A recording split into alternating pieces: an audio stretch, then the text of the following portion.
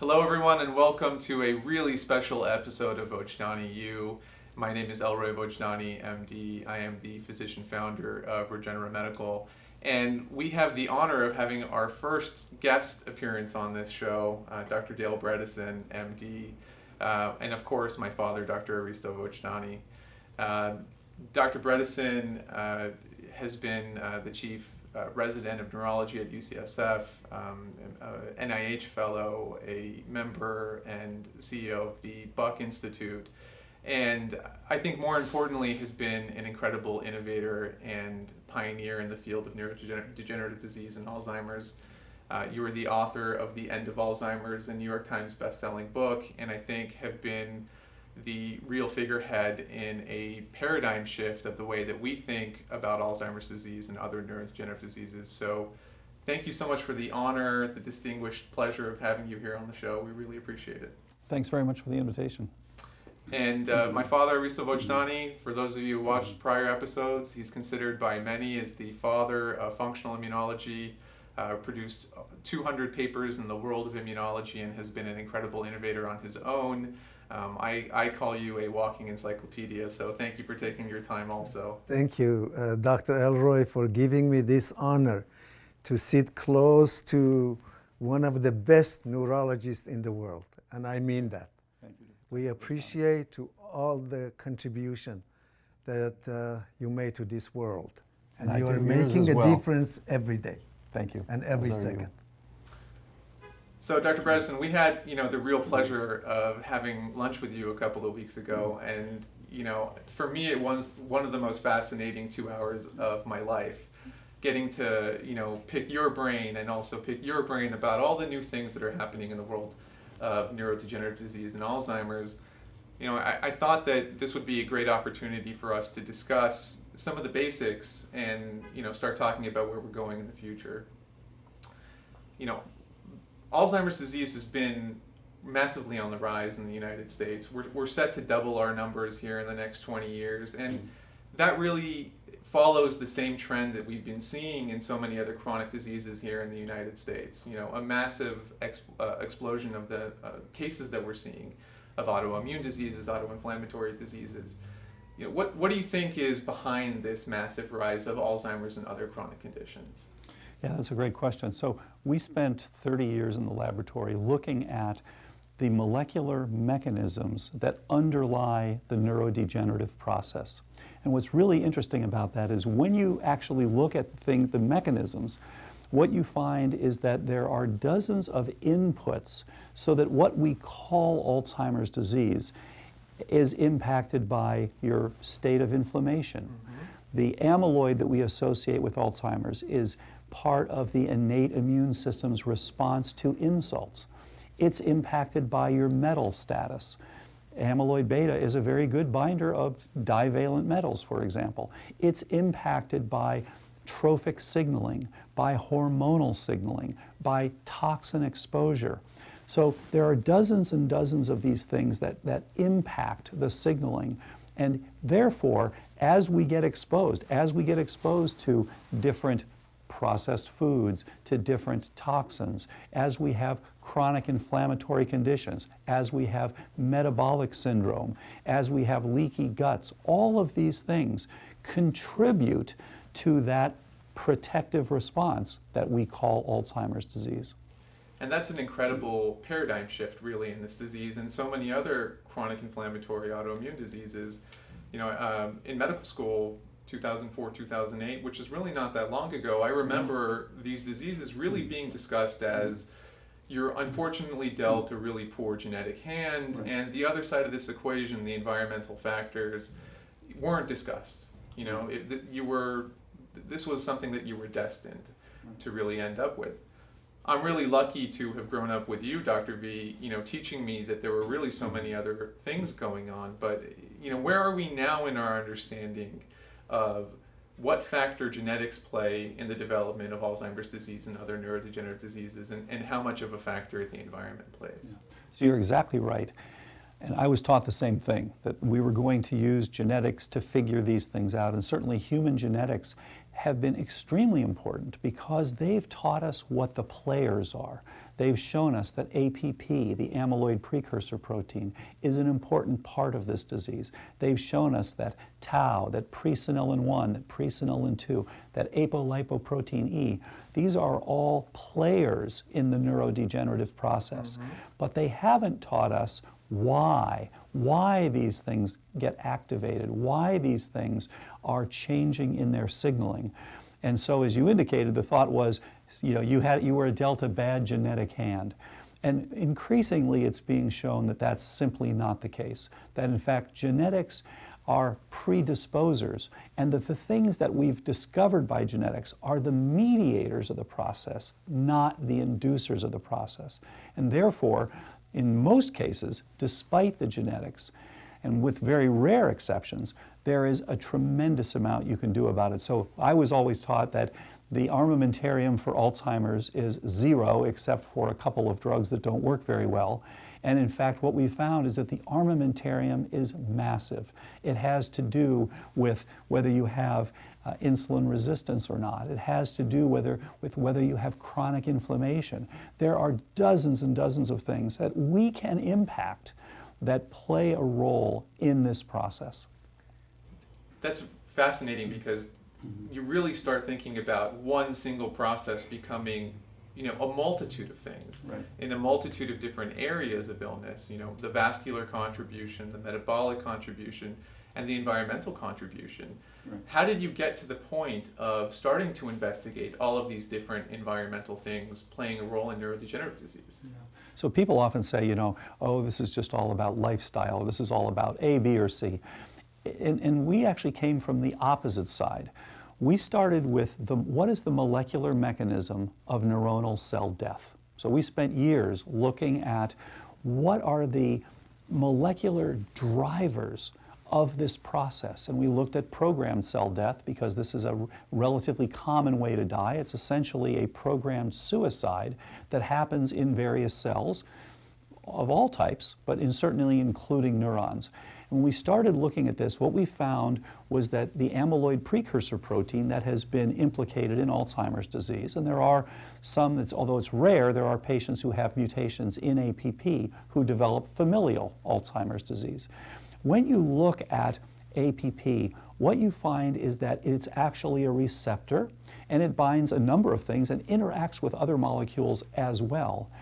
And it's what we call a dependence receptor. That is to say, it is binding to a trophic molecule, in this case netrin-1, and that's been published. And if it doesn't get its support, it will initiate a downsizing program. It will literally pull back on the neurites.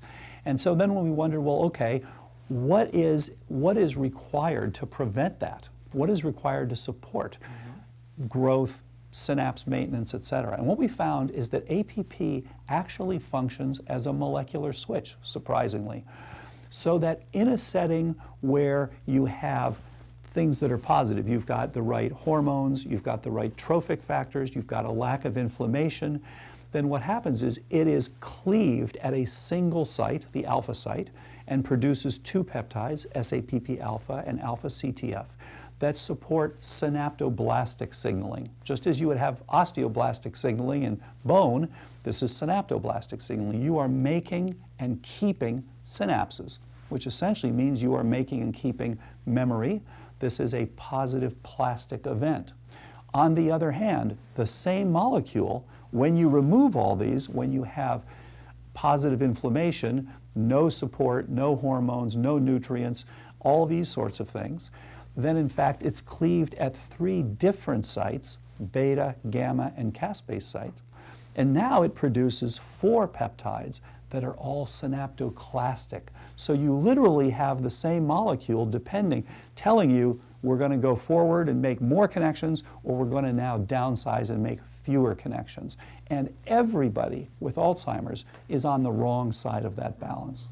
So to summarize, essentially what we're saying is that the brain is a fluid organism. The ability to produce healthy cells that can maintain their connection, help you remember things, is constantly in flux, or there's constantly things that are influencing it. And the constellation of things in your environment basically say which side of that coin are you going to be on. Are you going to be on the plus side or are you going to be on the negative side? Dr. V, you spent your entire career at this point really trying to understand the way that our environment can influence our immune system. And a big part of what we're talking about here is inflammation affecting the brain.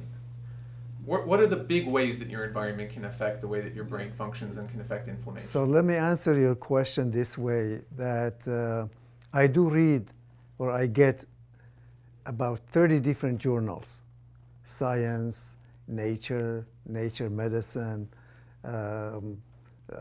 Nature Review Immunology, and many more. And almost every day I get an article about the role of environment in autoimmunities in general. When I read these articles,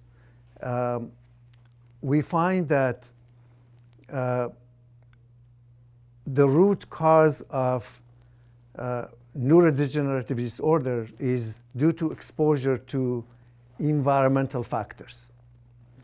I used to handle I handled in the past 30, 40 years more than probably 300,000 different blood samples from individuals having chronic illnesses, including autoimmunities. When we were doing blood testing, always brain antibodies were #1 antibodies that we detected in these individuals. Interesting.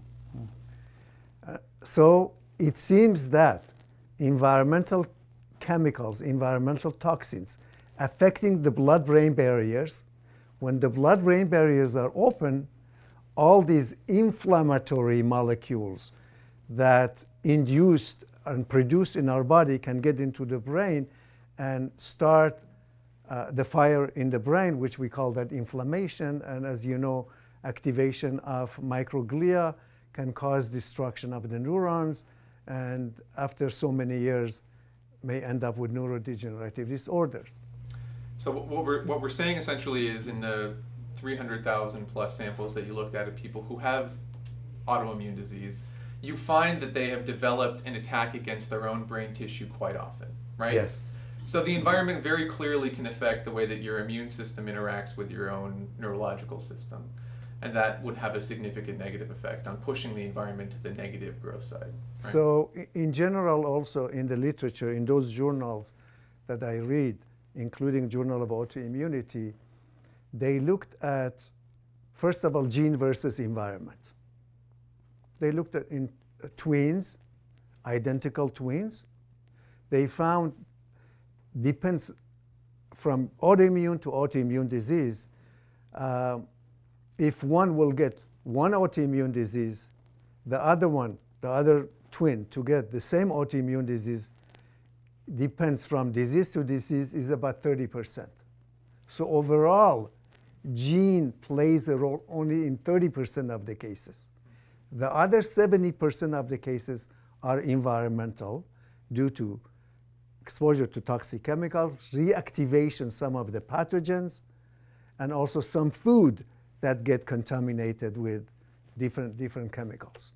Also, in the same journals, found that antibodies that we make against some of these environmental factors and our own tissue appears in the blood between 3 to 20 years before the onset of complex autoimmune diseases. And to me, Alzheimer's disease is an autoimmune disease.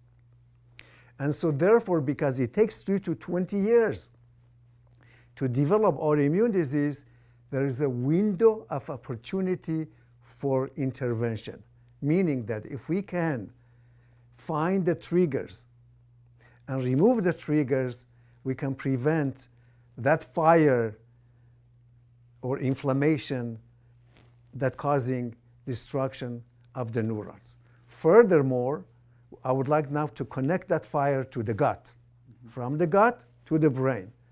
We have seen many, many articles, including one of the articles which was published in Nature Medicine about the loss of our microbiome, the loss of our ancestral microbiome is responsible for all these new autoimmune diseases, complex diseases which are on the rise. And there is no doubt whether it's allergy, autoimmunity, autism, ADD, ADHD, and now Alzheimer's. Everything starts with A. So the environment, it seems, changing our gut microbiome. First, like small inflammation in the gut, it goes into the blood. From the blood, opening the blood-brain barriers. Now the fire is in the brain. After 10, 20 years, that can result in destruction of neurons, which results in neurodegeneration and Alzheimer's disease.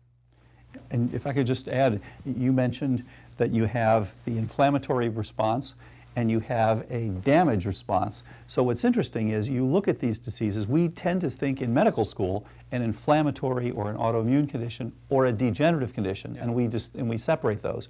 But in fact, if you look at, for example, multiple sclerosis, you have a big inflammatory component, but you have a definite degenerative component. In Alzheimer's, it's just the opposite.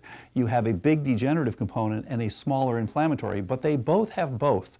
So we tend to start thinking of these as deflammatory diseases. They are both degenerative and inflammatory. And by the way, you see the same thing with HIV encephalopathy. Yes. You have the inflammation part, you have the degenerative part. Yeah. And if you look, for example, the most common genetic risk for Alzheimer's, of course, is ApoE epsilon 4 allele.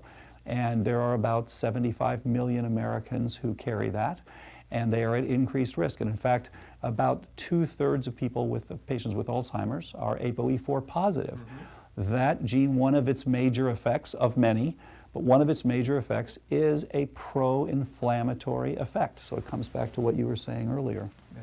I would like to add also in relation to gene versus environment in Alzheimer's disease, that this is based on the research that I did, looking in the literature, that first of all in America now we have 5.7 million with Alzheimer's.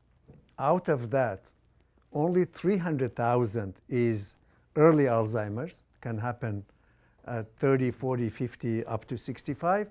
The other 5.3 million is the late Alzheimer's, which, as you said, ApoE44 is part of that. Right. Yes, ApoE44 plays a role, not always, because we have so many people with ApoE44, they never get Alzheimer's disease during their lifetime.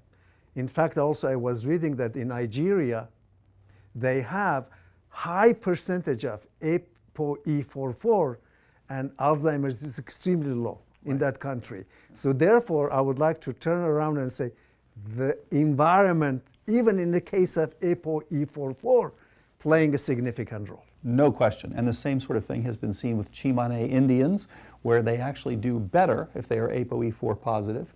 And of course, tribes in Ghana as well that have been studied. Dr. Tuck Finch has done a lot of nice work from USC on this very issue. Yes, great. So there's a regional component, there's an environmental component, there's a genetic component, right? Right. You know, I tell my patients that, you know, let's say you're in the United States where we have a documented risk of ApoE4 increasing, you know, your likelihood of Alzheimer's. Yeah. Having that gene, you know, puts the light bulb into the socket and something in your environment flipped the switch, right? So both of them are important. So let's talk about ApoE4 a bit. If you have 2 copies of ApoE4 in the United States, how much more likely are you to develop Alzheimer's disease? Right. So if you look at the whole situation, if you have 0 copies, which is about 3/4 of the population, then your lifetime risk is about 9%. If you have a single copy, that's about 75 million Americans. You have about a 30% lifetime risk of developing Alzheimer's. And if you have 2 copies, that's about 7 million Americans, and of course most don't know it. then it's over 50%. Most likely during your lifetime you will develop Alzheimer's disease, and therefore the goal is to prevent it in all of these people. Yeah, and I think given that information that I really learned from you, along with a multitude of other things, I have started being very proactive in my screening for the presence of ApoE4, in particular 2 copies of ApoE4, because I think that information is really powerful, because we know how this gene really creates a difference in the interplay between, you know, our lipids and our inflammatory component. And if you actually execute some lifestyle changes, you may be able to mitigate that risk, right?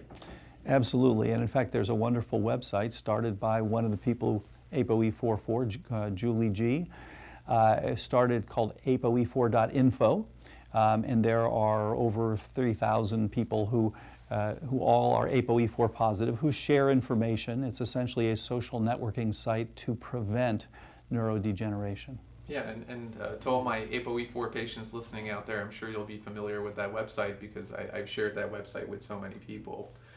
So let's say we have someone who is ApoE4, 2 copies of ApoE4. You know, what are some general things that they should follow to help mitigate their risk?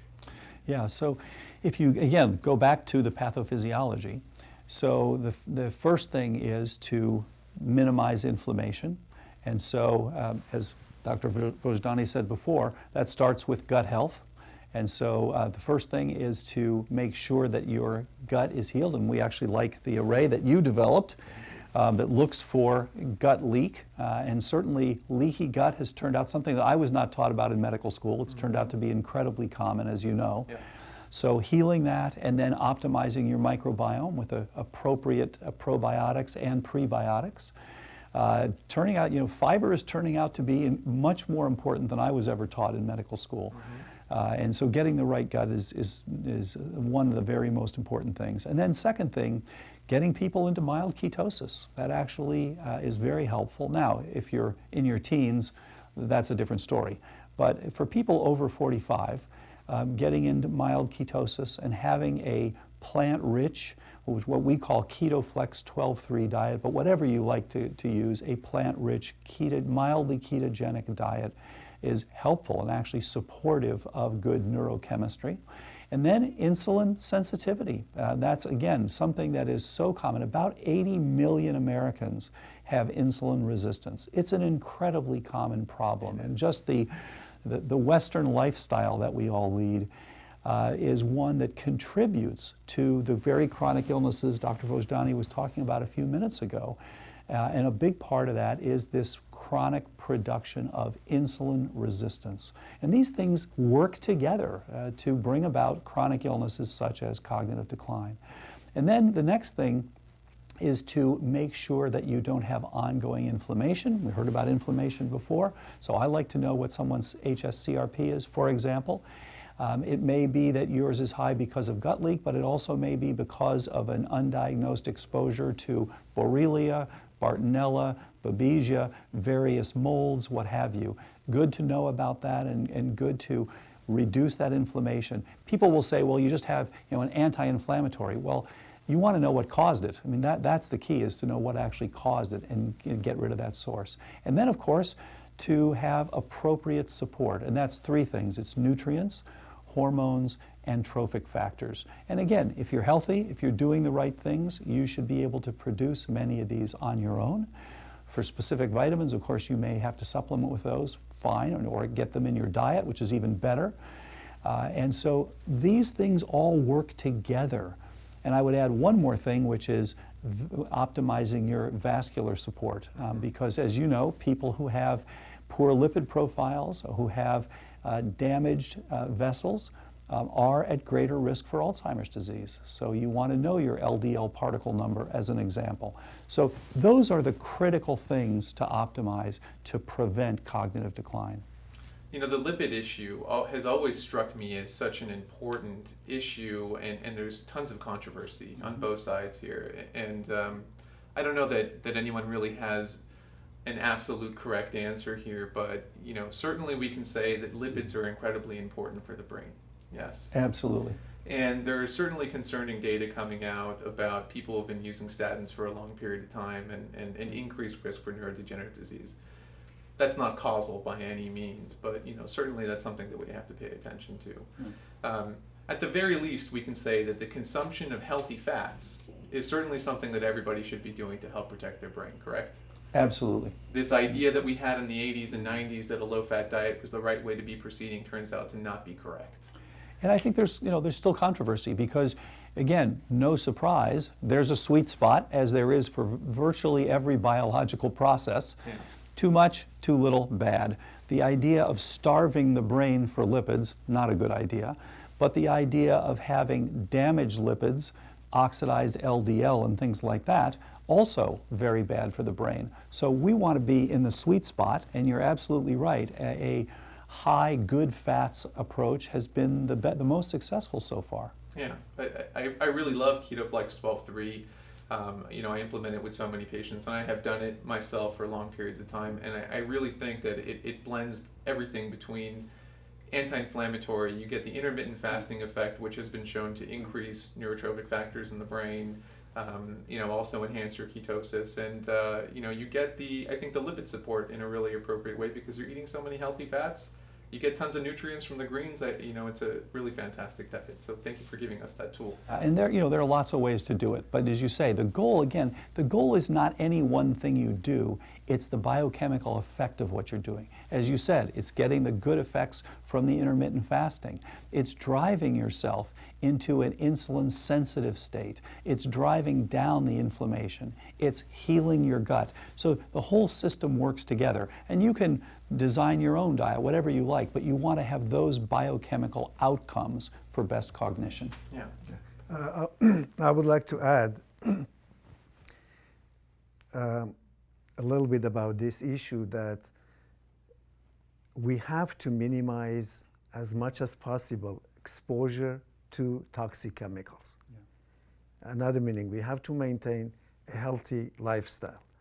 Minimizing exposure to toxic chemicals, meaning organic diet as much as possible. Let me give you two examples.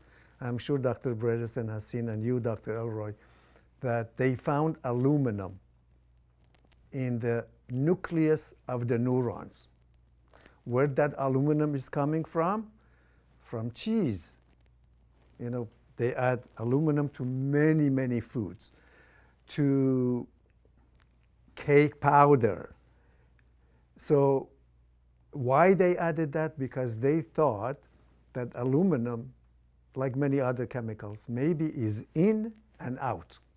But now we have the evidence in the scientific journal articles that 40% of the aluminum goes into epithelial cells of the gut. So imagine if the epithelial cells are loaded with aluminum, can they function properly? Isn't that could be one reason for leaky gut by itself? Secondly, aluminum from the blood can also get into the brain, because that's how, when they did look at the brain of patient with Alzheimer's disease, they found aluminum in the brain. That's one example. Second, plastic. You know my favorite one, that phthalates and bisphenol A. Let's take example of an enzyme in the brain called PDI. The role of that PDI actually is controlling alpha-synuclein production. But unfortunately, that enzyme also has a receptor in the brain for bisphenol A. So if bisphenol A get dissolved and from the blood go into the brain, bind to that receptor, now the enzyme cannot function, and therefore the result of that is going to be alpha-synuclein aggregation. Now by itself is going to initiate a cascade for Alzheimer's and Parkinson's disease. So again, we have to minimize as much as possible exposure to toxic chemicals, and that's why one of the components of our research was that looking at immune reaction against aluminum and plastic, phthalates and bisphenol A, PDI, all of those, we found that patients with Alzheimer's disease make antibodies against these plasticizers bound to human serum albumin. And so therefore, the message is that let's detect those chemicals if they are part of the, they're entering into our body and form a new alliance with our tissue proteins. We have no choice but to minimize exposure to those toxic chemicals. Yeah. And I would just add that, as Dr. Vojdani said, there are hundreds of these things that we are exposed to. So you really essentially exceed the body's capacity to deal with these things. To get rid of them, you end up exposing yourself to them, you end up getting immune responses to them, you end up damaging organs such as liver and kidney that are important to help you detoxify. And so the whole system ultimately can be damaged. And so that this is an important part of what leads us down the chronic illness pathway. Yeah.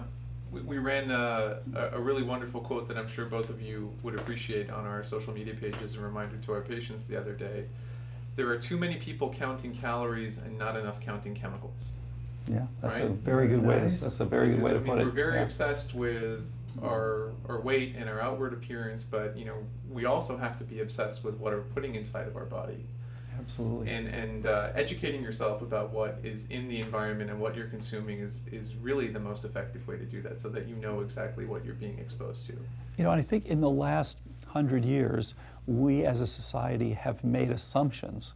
It's probably okay to do this to food. It's probably okay to do this to building materials, on and on and on.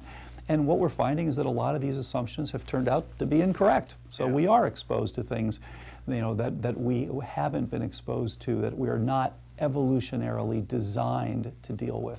Yeah. So doing your research about what you're consuming is, the most effective thing that you can do. Find out with your makeup, your shampoos, your beauty products, your toothpaste, everything that you put on yourself on a daily basis, try to make it as clean as possible.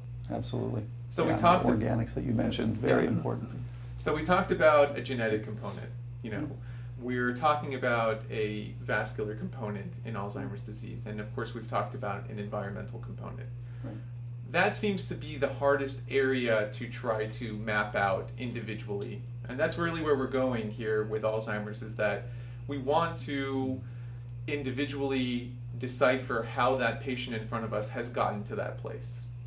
We say that there may be 40 or 50 or 100 roads that lead to the end of Alzheimer's, or I really love your analogy from the book in that there are numerous holes in the ceiling that are all leaking and leading to the same place, right? Right.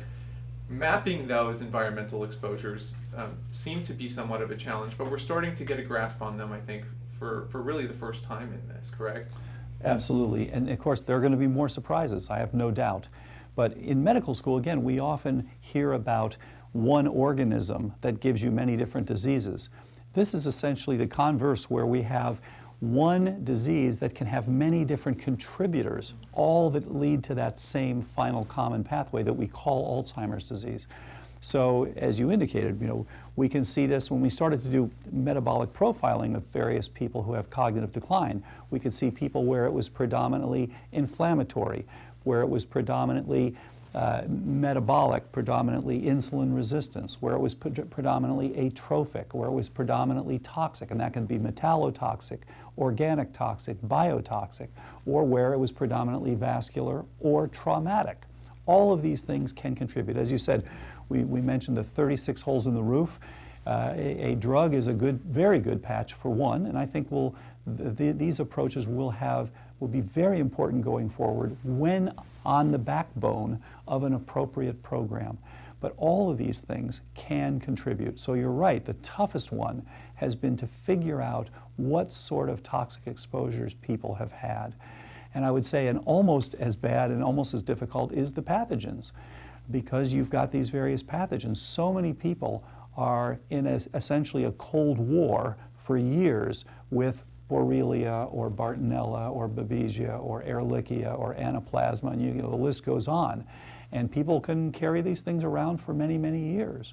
So that determining what's actually contributing and then targeting those. I mean, this is the basis of precision medicine. When you think about it, the old-fashioned idea, which is still in use by most people, is that you're not going to ask what caused it.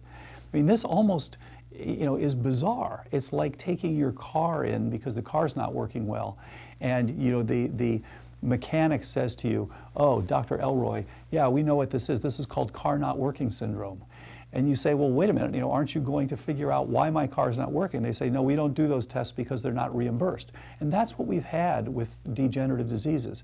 We haven't asked why they're there. We've simply tried to avoid that part and then use a drug to get around nature, and it just doesn't work that way. I'm going to share a story with you about, I think, a really profound moment for Dr. V and myself in 2016 at the IFM annual conference.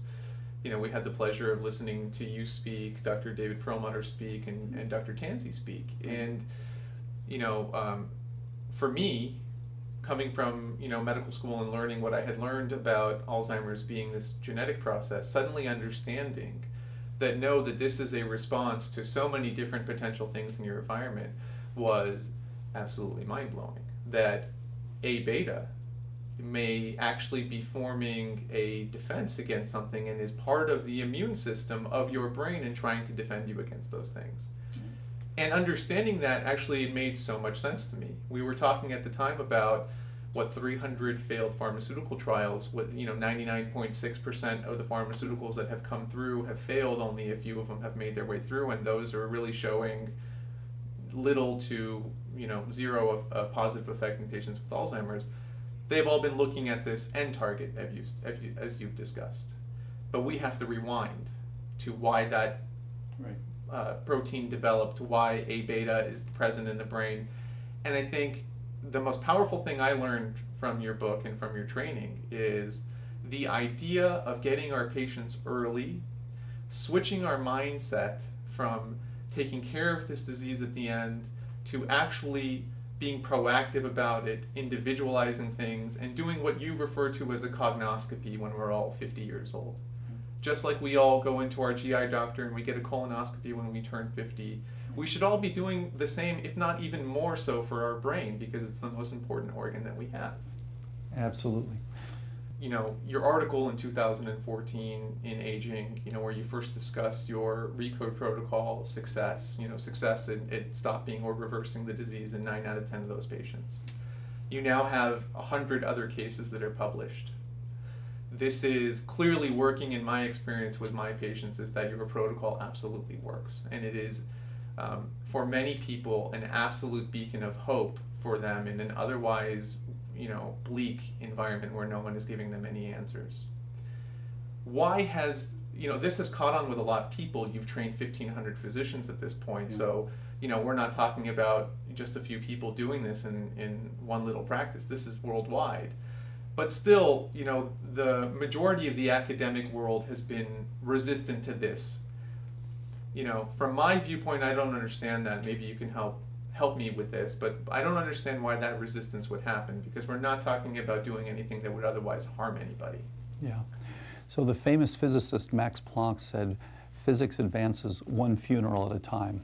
And I think that the point here is that experts have a specific belief, and they typically are not going to change that belief, no matter what's published, because that's the belief that is supporting what they're doing.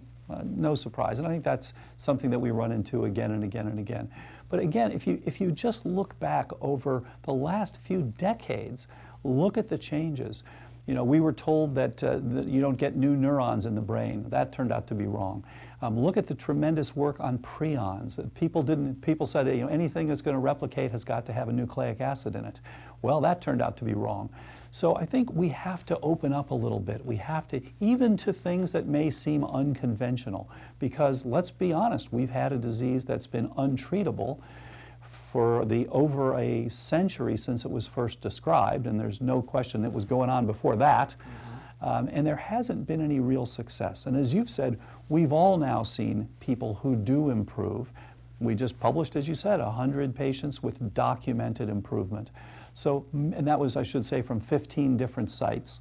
So it's being seen, and I think we're going to have to change this, but I don't expect people who have a specific belief system to change that. It may be their students, or it may be new people coming through the system, that over time, and I think one of the important things is when you look at something that is a new approach, and I recognize, we're saying, well, someone else is wrong. So I think that's hard when you're saying, okay, we're right, you're wrong.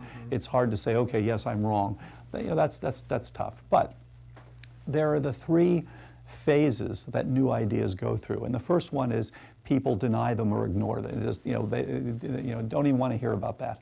The second phase is people actively argue against it, and that's where we are now. We're getting people screaming and yelling and arguing about this. And the third phase is to say we always knew this. This is not new, and so hopefully we'll get to that phase in the not too distant future. But again, the most important thing is this is just the beginning.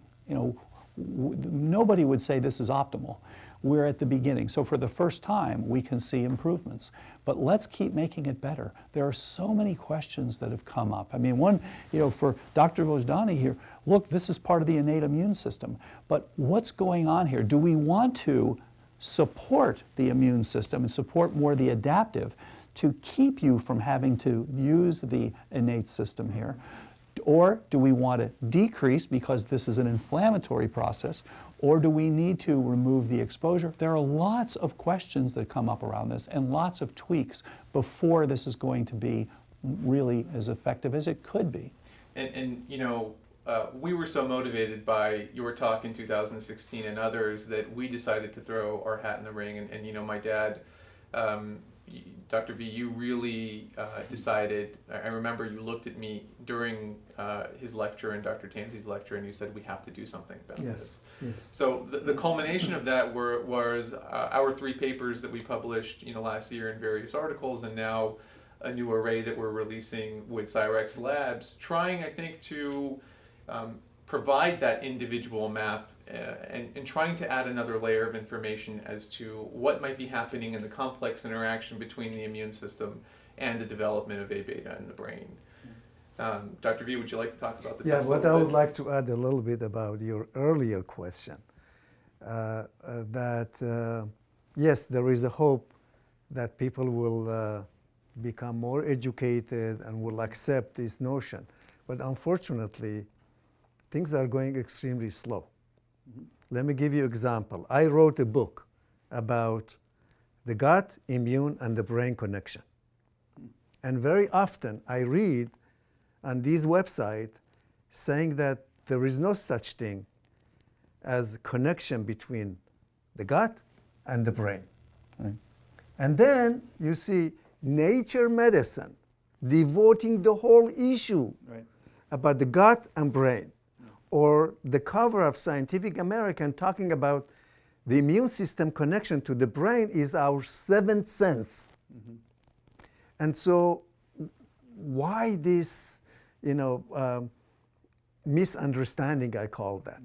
From one hand, all these great articles coming in scientific journals, and some experts from universities deny the connection between gut and the brain.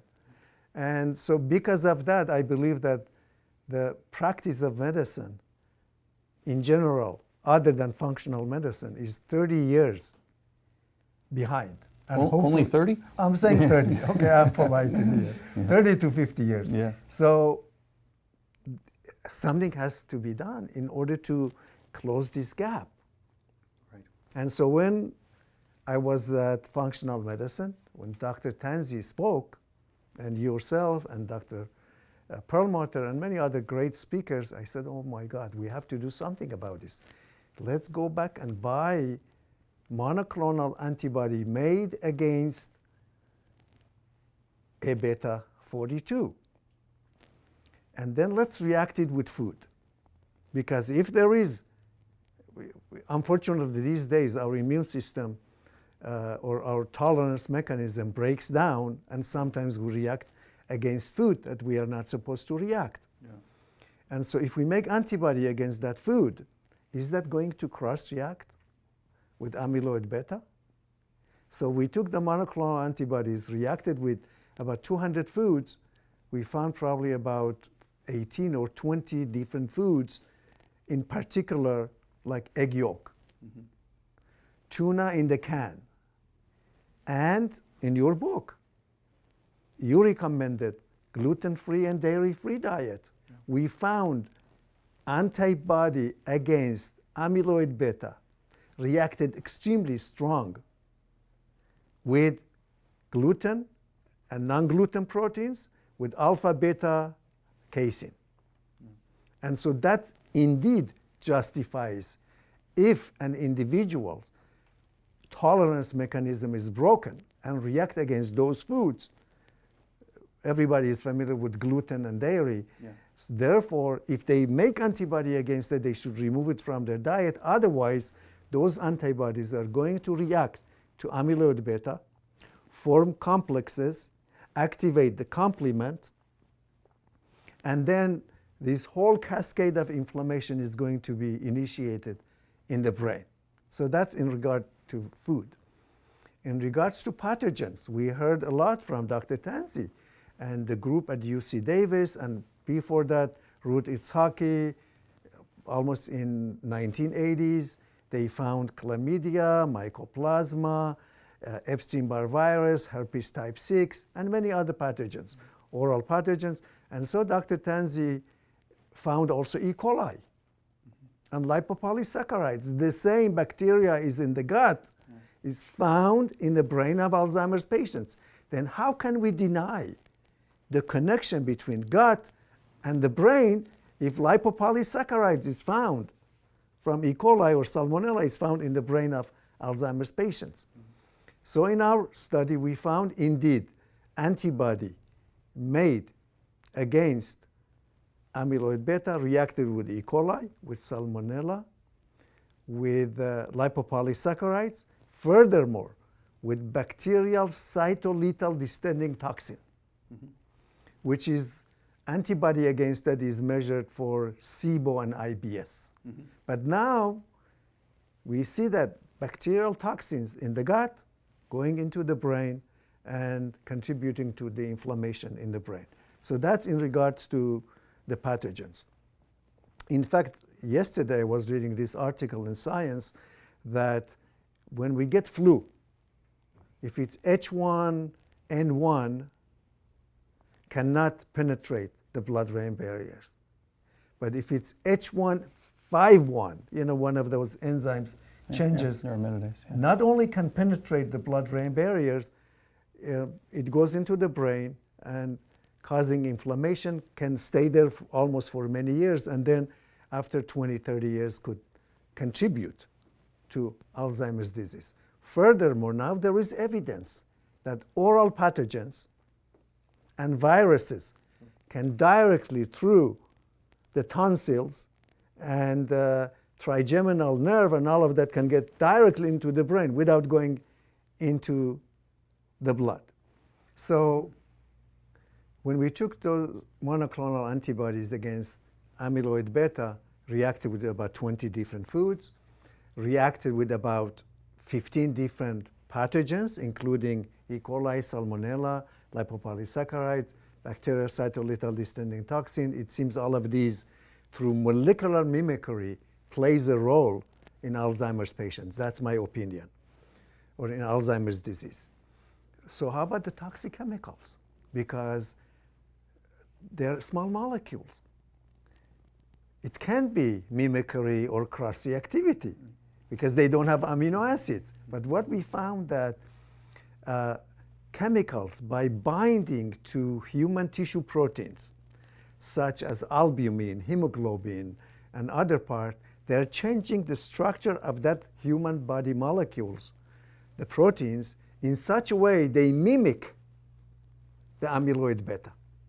And so you make antibodies against amyloid beta, react against combination of the aluminum bound to human serum albumin, or plasticizers bound to human serum albumin, and vice versa. You make antibodies against the toxic chemicals, now it's going to react with amyloid beta. So it seems all these three environmental factors, through different mechanisms, when we react to them, when we make antibody against them, can react with amyloid beta, setting the stage for severe inflammation and autoimmunity, by, again, activating the complement cascade and formation of immune complexes. And Dr. Vojdani, what do you think about the findings from Professor Ben Barres at Stanford that complement increases at synapses with aging? What is the complement doing there? Do you think, is it priming it for responses to various pathogens, or why is that this is something that collects with age? I think complement loves antigen-antibody reaction. So, for example, we make antibody against herpes type 1, and that antibodies goes into the brain, bind to herpes type 1. Now complement goes to that complex and binds to it. And that starts new fire in the brain, which further contributes to autoimmune mechanisms in the brain. Okay, thank you.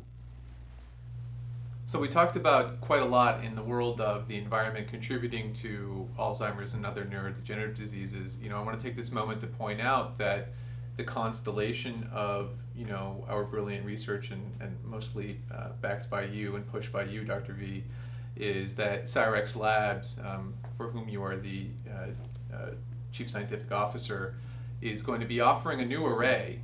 It's going to be called Array 18, and essentially it's going to investigate whether an individual has those antibodies to the different categories, the foods, the chemicals, the bacterial pathogens, whether they might have those antibodies in their bloodstream. And I think, Dr. Bredesen, this is our contribution to trying to add another piece to this puzzle, to trying to help individualize things for the person that comes our way and is looking for help. That makes sense, and certainly, as we've talked about, one of the chief contributors is inflammation, and this really adds another level of complexity to that and of sophistication to that, to look at what is playing out with this inflammation. Are there specific antibodies? Is a specific part of humoral defense, cellular defense, innate defense? What's actually going on here? And I think, you know, with your work, we will begin to understand better what is the complexity that leads ultimately to what we call Alzheimer's disease. Yeah, the goal obviously is to provide practitioners like myself, like yourself, with the tools that we need to do that cognoscopy at 50 or 55 when that patient appropriately comes in our office. And they want to say, well, what is going on in my environment right now that may 20 years down the road lead to Alzheimer's disease? And hopefully these are things that I can do something about, you know, something that I can change in my life or my world. You've done a lot of that with ReCODE. And it's been really tremendously powerful, and I think a lot of patients have been lucky to live in this day and age where pioneers like yourself are adding to that. And as you know, the old-fashioned message was, there's nothing you can do about it, so don't bother. Don't bother to find out your ApoE4 status, because there's nothing you can do about it anyway. And don't bother to find out if you're at risk for Alzheimer's, because forget it, there's nothing you can do about it. And the reality is, we're understanding now that this is very different. The armamentarium is large, and it just got larger with your new array, where we'll be able to say, okay, we can now determine many of the things that are actually potentially contributing to your future cognitive decline. And together, therefore, we can make this a rare problem.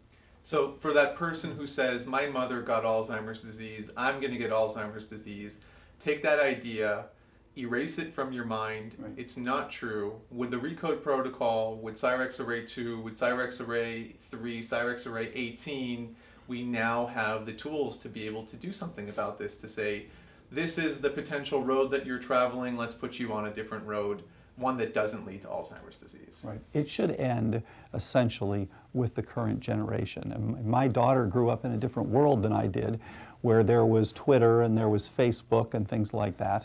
And you know, she's going to be in a generation where Alzheimer's will not be a problem anymore. It's not going to be the scary thing that it was for my generation, where you can say, okay, I'm going to look ahead of time, I can see where I stand, and I'm going to make sure I never get this problem.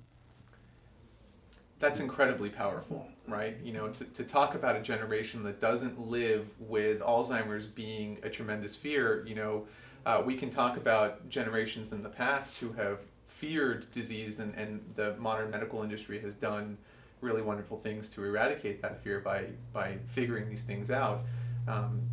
to understand that that is ongoing for Alzheimer's, I think, is incredibly powerful. Well, you know, there were generations not so long ago that grew up fearing polio, that grew up fearing leprosy, that grew up fearing tuberculosis. Those are gone. Alzheimer's will go the same way. It's a little bit different in this case, though, right? Because the desire to try to find one solution to this problem has really proven to this point that it's going to fail. And it has failed so many times in the past. And that the solution going forward, and correct me if I'm not on the right page here, but the solution is to find out for that individual the multitude of things in their environment, 20 or 30 years before this might affect them, accurately diagnose those, have a few tools that can give us that accurate information easily, readily, reproducibly, and do something about it right then and there. Right. Shall I add something to that? Please do. Yeah. So Alzheimer's disease, we should accept it's multifactorial. If a disease is multifactorial, very similar to chronic fatigue, fibromyalgia that I used to work 30 years ago, there is no single treatment for that. So Alzheimer's disease is a complex disease induced by many factors. We talked about genetics. Now, about the environmental components, let's say it's about 75 to 80% of the cases. If we pay attention to the food that individual react and makes antibody that cross-react with amyloid beta and other brain proteins, if they react to pathogens that cross-react with the same brain proteins, or if they react to toxic chemicals, we can do something about it. Therefore, in Array 18 that is going to be offered by Cyrex, hopefully before end of this month of March, that we measure antibodies against major proteins in the brain, such as amyloid beta, tau protein, presenilin, and many others. That's one group. The second group, I call them the fertilizers. Brain-derived neurotropic factors, neurotropins, growth hormones. And guess what? Antibody made against some of these factors cross-react also with brain-derived neurotropic factors. And so it's not enough that we age. We do not make enough BDNF or growth factors. Now we make antibody against our own brain-derived neurotropic factors. Therefore, we do not have enough fertilizer for regrowth of neurons. So that's the second group. The third group are the blood-brain barriers. As you know, recently, one of the scientists came out with the neurofilaments light protein. But as an immunologist, I believe that neurofilaments light is going to stay in the body for 4 hours, 8 hours, and after that is going to disappear. And so therefore, measuring antibody against that is more powerful than just measuring neurofilament light. And because of that, so that group of blood-brain barrier proteins are part of our testing. Finally, the three environmental triggers: food, toxic chemicals, and pathogens, which cross-react with amyloid beta. Together, this panel, I believe that is going to give us a window of opportunity for intervention. So based on these tests, there is a window of opportunity for intervention, and good clinicians and practitioners and researchers like yourself, we can do something about it. Well, this has been a really incredible treat. You two honestly represent two of my idols in the world of medicine and science, and I think to have an opportunity to pick both of your brains at the same time is really a dream come true. I really appreciate both of you taking this time. I'm going to finish with a message to everybody out there that may be concerned about the development of Alzheimer's for themselves or a loved one in the future. If you take home anything from today's video, take home assurance that it is not destiny, that there is something that you can do about this. We have many tools in our arsenal to try to understand if you're on that road and to do something about it. We have many of those tools thanks to these two wonderful individuals and their contribution to this world. I hope neither of you retire anytime soon. I say that for selfish reasons. But Dr. Bredesen, to you in particular, thank you so much. You know, Dr. V really has an obligation to be here, being my dad. So. Well, and thank you for the great work you're doing and for seeing the patients. You know, you're the one, and people like you are the ones that should be making this a rare disease. I really appreciate it. Thank you so much, and we will continue to do that. Thank you all for watching.